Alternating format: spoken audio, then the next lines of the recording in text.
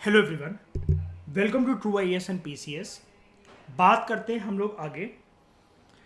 हमने previous lecture में बात करी कि कैसे रिजर्वेशन जो ई डब्ल्यू एस को दिया जाता है एजुकेशनल इंस्टीट्यूशंस में, उसके क्राइटेरिया क्या हैं।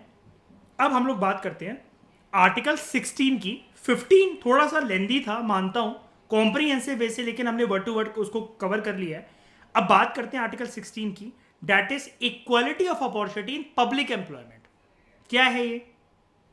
आर्टिकल 16 प्रोवाइड करता है हमें, आर्टिकल 16 हमें बोलता है, इसकी लैंग्वेज समझते हैं। It provides for equality of opportunity. ठीक है भाई, इक्वालिटी ऑफ अपॉर्चुनिटी तो कहीं भी हो सकती है। कहां पर? सारे नागरिकों के लिए इन मैटर्स ऑफ एम्प्लॉयमेंट, रोजगार के अवसरों के लिए, या फिर किसी भी ऑफिस में जो कि स्टेट के अंडर हो। ऑफिस अंडर द स्टेट का मतलब होता है, इसका सिंपल सा आम लैंग्वेज में मतलब होता है किसी भी पोस्ट के लिए अगर किसी को अपॉइंट करा जा रहा है तो वहां पर इक्वालिटी ऑफ अपॉर्चुनिटी रहेगी। इसका मतलब है क्या? इन अदर वर्ड्स हम क्या कह सकते हैं, किसी भी नागरिक के खिलाफ भेदभाव नहीं करा जाएगा या उसको इन एलिजिबल करार नहीं दिया जाएगा किसी भी रोजगार के लिए या किसी भी पोस्ट के लिए, ऑन ग्राउंड्स ओनली ऑफ। हमने बात करी थी इसकी ओनली वाले की, आप सबको याद होगा, सेम चीज यहीं पर है। Religion, race, caste, sex, descent और प्लेस ऑफ बर्थ और रेसिडेंस, सिर्फ इन्हीं ग्राउंड्स पर डिस्क्रिमिनेशन नहीं करी जाएगी, बाकी अन्य ग्राउंड्स पर डिस्क्रिमिनेशन करी जा सकती है। और वो अन्य ग्राउंड्स क्या होते हैं, इसी के बारे में तो बात करी थी हमने आर्टिकल 15 में, कि एक्सेप्शंस क्या होते हैं। अब यहां पर भी हम देखते हैं 4 एक्सेप्शन इस रूल के, क्योंकि यहां पर लिखा हुआ है ना, यहां पर ये लिखा हुआ है किसी के खिलाफ भी डिस्क्रिमिनेशन नहीं करी जाएगी या किसी को इन एलिजिबल करार नहीं दिया जाएगा कि वो एम्प्लॉयमेंट ले सके या कोई पोस्ट ले सके जो कि स्टेट के अंडर हो, ऑन ग्राउंड्स ओनली ऑफ। अब ओनली ऑफ का मतलब है, चलो धर्म के मामले में नहीं करा जाएगा, रेस को नहीं देखा जाएगा, कास्ट को नहीं देखा जाएगा, मेल हो, फीमेल हो, ट्रांसजेंडर, उसको नहीं देखा जाएगा, डिसेंट को नहीं देखा जाएगा, उसकी जड़ को नहीं देखा जाएगा, एथनिसिटी को नहीं देखा जाएगा, प्लेस ऑफ बर्थ को नहीं देखा जाएगा, वो कहां रह रहा है, उसका घर कैसा है, इसको नहीं देखा जाएगा। लेकिन इसके अलावा क्या बाकी चीजें देखी जाएंगी? जी हां, देखी जाएंगी। 4 एक्सेप्शन है, 4 किंतु परंतु है इसके लिए, इस जनरल रूल के लिए कि equality of opportunity public employment में क्या सबको मिलेगी? अंधाधुंध मिलेगी? जी नहीं, अंधाधुंध नहीं मिलेगी। फंडामेंटल राइट कभी भी टोटो में, टोटो का मतलब होता है टोटलिटी में, एग्जिस्ट नहीं करते हैं। देयर आर सम और the other limitations imposed on it, because no fundamental right is enjoyed in absolute terms. Absolute का मतलब होता है अनलिमिटेड तरीके से, 100% तरीके से आप एंजॉय नहीं कर सकते। There are obviously some ifs and buts, किंतु परंतु होता ही है एंजॉय करने में, कुछ बाधा, कुछ लिमिटेशंस होती है। तो समझते हैं आर्टिकल 16 में वो 4 बाधाएं कौन सी है, क्या कहना है सुप्रीम कोर्ट का और सेंट्रल गवर्नमेंट का, और इसके लिए क्या क्या बाधाएं हैं। जो पार्लियामेंट है, सबसे पहला पॉइंट, पार्लियामेंट जो है वो प्रिस्क्राइब कर सकता है कि रेसिडेंस को एक कंडीशन माना जाए सर्टेन एम्प्लॉयमेंट और अपॉइंटमेंट के लिए। अब आप कहोगे यार ऊपर अभी अभी तो पढ़कर आए हैं कि रेसिडेंस नहीं होगा, रेसिडेंस कोई बाधा नहीं बनेगा। रेसिडेंस बाधा नहीं बनेगा, लेकिन सर्टेन एम्प्लॉयमेंट और अपॉइंटमेंट के लिए बाधा बन सकता है रेसिडेंट। क्यों? इसका एक सिंपल सा मुझे एग्जांपल देना हमेशा अच्छा लगता है हर बैच में, वो ये। अब अरुणा देखो, गोवा कितना छोटा सा एरिया है जो कि गोवा ऑक्यूपाई करता है, भारत में सबसे कम है ना। अब अगर गोवा के नागरिकों के लिए, अगर अरुणा हम लोग किसी कोई जॉब, कोई जैसे हमारे यहाँ जैसे ये होता है फॉर एग्जांपल एमपीपीएससी होता है, तो ऐसी अगर गोवा पीएससी है, अगर हम वहां पे गोवा के रेसिडेंट्स के लिए सीट रिजर्व करके ना रखें कि इसमें सिर्फ गोवा के लोग ही बैठ सकते हैं इन पोस्टों पे, या इतनी सीटें पक्का गोवा के लिए लोगों के लिए रिजर्व होगी, तो यहां के लोग तो बेरोजगारी से मर जाएंगे, बॉन फायर ही करते रह जाएंगे जिंगल अलाऊ समुद्र के बगल में, और बियर पी के पड़े रहेंगे किसी अंग्रेज के ऊपर, या झींगे खाते रहेंगे या मछलियां पकड़ते रहेंगे। तो पार्लियामेंट जो है वो प्रिस्क्राइब कर सकता है कि रेसिडेंस एक कंडीशन हो सकती है सर्टेन एम्प्लॉयमेंट और अपॉइंटमेंट के लिए इन अ स्टेट और यूनियन टेरिटरी और लोकल अथॉरिटी या दूसरी अथॉरिटी के लिए। ये चीज कैसे करी जाती है पार्लियामेंट के द्वारा? पार्लियामेंट एक एक्ट लेकर आई थी 1957 में, public employment requirement as to residence act 1957, जो कि एक्सपायर हो गया 1974 में। ये एक्सपायर भी हो गया। ऐसी कोई भी प्रोविजन नहीं है एक्सेप्ट आंध्र प्रदेश और तेलंगाना के लिए, बाकी और कहीं पर भी ऐसी कोई एक्सेप्शन नहीं। अब कभी कभार रेसिडेंस तो नहीं बनता एक्सेप्शन, रेसिडेंस तो जनरली एक्सेप्शन नहीं बनता, लेकिन फॉर एग्जांपल जैसे साउथ इंडिया की बड़ी सारी स्टेट्स के जो पब्लिक सर्विस कमीशन एग्जाम्स हैं, मैं यहां पर एग्जाम्स की बात इसलिए कर रहा हूं, बात यहां पर एम्प्लॉयमेंट अपॉर्चुनिटी की सिर्फ स्टेट पीएससी के एग्जाम नहीं होते हैं, बहुत सारे एग्जाम्स होते, बहुत सारी पोस्ट होती है, वैसे भी होती है एग्जाम्स की भी लेकिन मैं जनरली उसके एग्जाम्पल इसलिए देता हूं ताकि आप रिलेट कर सको। उनका बैच कोई भी सकता है, लेकिन फिर वो क्राइटेरिया क्या बना देते हैं कि ये कंपलसरी लैंग्वेज होगी इसके अंदर। फॉर एग्जाम्पल केरला पीएससी देना है हम सबको, वहां पर बैठना अलाउ है फॉर एग्जाम्पल, लेकिन वो एक मीन्स के पेपर में कंपलसरी लैंग्वेज पेपर पता चला मलयालम को बनाते, तो आजकल राज्य ऐसा करने लगे हैं, वो इसको यूज नहीं करते हैं लोगों के राइट्स को वॉयलेट करने के लिए, आर्टिकल 16 को वॉयलेट करने के लिए। आर्टिकल 16 में ये जो दरवाजा लूप दे रखा है, खोल दे रखा है, इसको यूटिलाइज नहीं करते हैं, लेकिन वो कंडीशन सर्कमस्टांसेस ऐसे बना देते हैं कि हम सोचेंगे यार अभी हम मलयालम थोड़ी ना पढ़ेंगे यार वहां पर यार सिलेक्ट होने के लिए, छोड़ो यार क्या करना, जब जानता ही नहीं है तो क्या करना है, ऐसी चीज में हाथ क्यों मारना। और ऐसी कोई भी प्रोविजन नहीं है एक्सेप्ट आंध्र प्रदेश एंड तेलंगाना। इसको देखते हैं, और इसको डाला गया था आंध्र प्रदेश और तेलंगाना के लिए by virtue of article 371D। कौन से अमेंडमेंट एक्ट से? 32वां अमेंडमेंट एक्ट, जो कि आया 1973 में, द सेम ईयर जहां पर कौन सा केस आया था, जल्दी बताओ।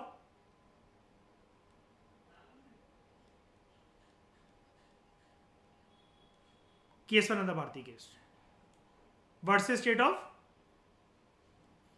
केरला।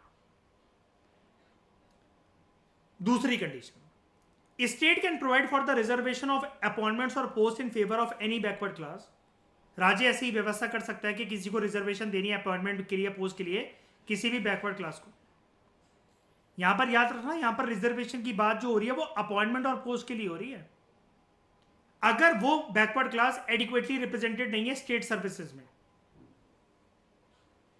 फॉर एग्जांपल कुछ भर्तियां निकली किसी पोस्ट के लिए, नायब तहसीलदार के लिए, पुलिस के लिए, पटवारी के लिए, एग्रीकल्चर ऑफिसर के लिए उस राज्य में, तो बैकवर्ड क्लासेस अगर एडिक्वेटली रिप्रेजेंटेड नहीं है स्टेट सर्विसेज में, उनका अगर स्टेट सर्विसेज में एम्प्लॉयमेंट कम दिख रहा है, अगर ये आंकड़ा निकाला हुआ है, तो इनके लिए राज्य व्यवस्था बना सकता है कि इनकी रिजर्वेशन हो in terms of their appointment और पोस्ट। उसके बाद तीसरा पॉइंट, एक लॉ बनाया जा सकता है जो कि प्रोवाइड करेगा जो करंट ऑफिस है, अगर वो रिलेटेड है किसी रिलीजियस या डिनोमिनेशनल इंस्टीट्यूशन से, या फिर अगर कोई मेंबर है उस गवर्निंग बॉडी का। अब आप कहोगे रिलीजियस इंस्टीट्यूशन में गवर्निंग बॉडी कैसे होती है? जी हाँ, बिल्कुल होती है। अशप्रीत, दिवजोत गुरुद्वारे में होती है कि नहीं होती है? हर गुरुद्वारे में गुरुद्वारा प्रबंधक कमेटी है ना, जो कि रेगुलेट करता है कि उस गुरुद्वारे का हेड कौन बनेगा, चीफ कौन बनेगा, रूल्स एंड रेगुलेशन कैसे बनाई जाएंगी, अब क्या करना है, जो फंडिंग आ रही है उसको कैसे यूज करना है, लंगर में लगाना है या फिर किसी इंफ्रास्ट्रक्चर में लगाना है, दान पुण्य कितना करना है, कितना अमाउंट कलेक्ट हुआ, और सैलरी भी मिलती है। जो जूता घर में काम करते हैं, या फिर जो तालाब साफ करते हैं, या वॉशरूम साफ कर रहे हैं, मंदिर के पुजारियों की भी तो सैलरी तनख्वाह फिक्स होती है। लेकिन गुरुद्वारा में स्पेसिफिकली गुरुद्वारा प्रबंधक कमेटी होती है, गवर्निंग बॉडी होती है जो कि गुरुद्वारे की। तो यहां पर यह बोला गया इस पॉइंट में कि एक ऐसा कानून बनाया जा सकता है दैट कैन प्रोवाइड दैट कि अगर कोई करंट ऑफिस होल्डर है जो कि किसी रिलीजियस या डिनोमिनेशनल इंस्टीट्यूशन, एक ही बात होती है वैसे, इस टर्म में ऐसा कंफ्यूज मत हो जाना, ये क्या लिखा हुआ है भाई, एक ही बात होती है। धार्मिक जगह या धर्म से जुड़ी जगह को डिनोमिनेशनल कहते हैं। या किसी एक सेक्ट को कहते हैं, जो कि ग्रुप जो किसी चीज का भक्त हो या मेंबर हो अगर उसके उस गवर्निंग बॉडी के, they should belong to that particular religion और डिनोमिनेशन। ऐसा लॉ बनाया जा सकता है ताकि किसी की धार्मिक भावनाओं के साथ छेड़छाड़ ना हो। इसका मतलब क्या है इस पॉइंट का, ये जो अंग्रेजी लिखी हुई है ना फालतू की किसी पिटी, इसका मतलब यहां पर ये है किसी मस्जिद का इमाम आकर गुरुद्वारे में गुरुद्वारा प्रबंधक कमेटी के मेंबर को ये नहीं बताएगा कि अब तुम चेयरमैन बन जाओ। उसका opinion can be accepted, but वो थोप नहीं सकता या उसका कोई मायने नहीं रखता है वहां पर कि वोटिंग करने वो आएगा, इसके बिना यहां पर चुनाव नहीं हो सकते या चुना नहीं जा सकता किसी को। बात समझने की कोशिश करो।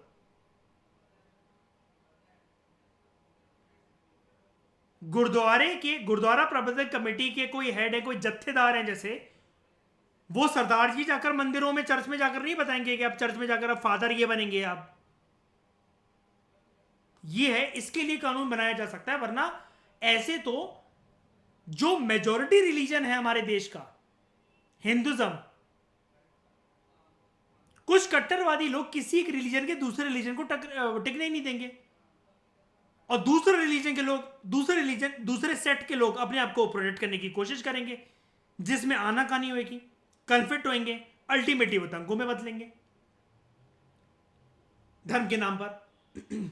इस चीज को अवॉइड करने के लिए तीसरा पॉइंट लिखा गया है। क्या ये वाला पॉइंट सबको समझ में आया? एक बारी मुझे कंफर्म कर दो, किसी को भी नहीं आया हो तो मैं फिर से बताने को तैयार हूं। क्या ये क्लियर हो गया? नहीं हुआ क्लियर? यार एक, हाँ हाँ हाँ, ठीक है ठीक है।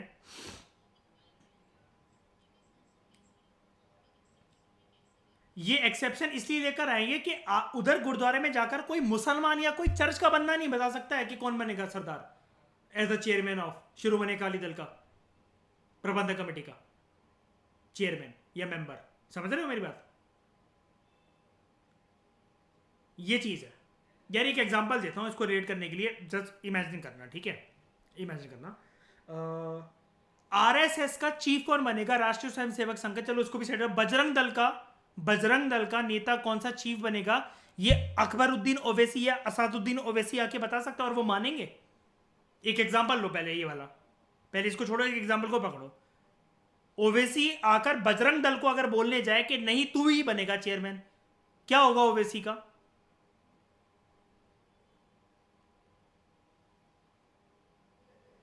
समझ रहे हो मेरी बात?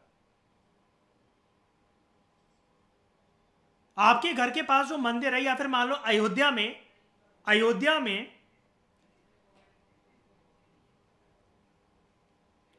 इटली से पोप फोन करके थोड़ी ना बोलेगा कि राम जी की मूर्ति हटवाकर यहां पर विष्णु जी की मूर्ति लगवा दो। एक एग्जांपल लो पहले ये वाला, और मानेगा कोई अयोध्या मंदिर में ये वाली बात? ऐसे ही अगर कोई रिलीजियस इंस्टीट्यूशन या डिनोमिनेशनल इंस्टीट्यूशन है ना, तो वो अपने हिसाब से अपनी गवर्निंग बॉडी का चुनाव कर सकते हैं। इसका एग्जांपल मैं दे देता हूं। अशप्रीत, दिवजोत, हमारे पास जो स्कूल है ये सेंट फ्रांसिस, इसमें हमेशा प्रिंसिपल फादर होता है या नन होती है कि नहीं? है ना? अब समझ गए? यही वाला पॉइंट है ये, कि वो कर सकते हैं, कोई दखल अंदाजी नहीं कि पेरेंट्स आ गए लड़ने छुट्टी के टाइम पर, इतना टाइम हो गया प्रिंसिपल यहाँ के फादर ही हैं, आओ तुम आज तुम्हारे फादर मदर एक करते हैं, आ जाओ बाहर आओ तुम।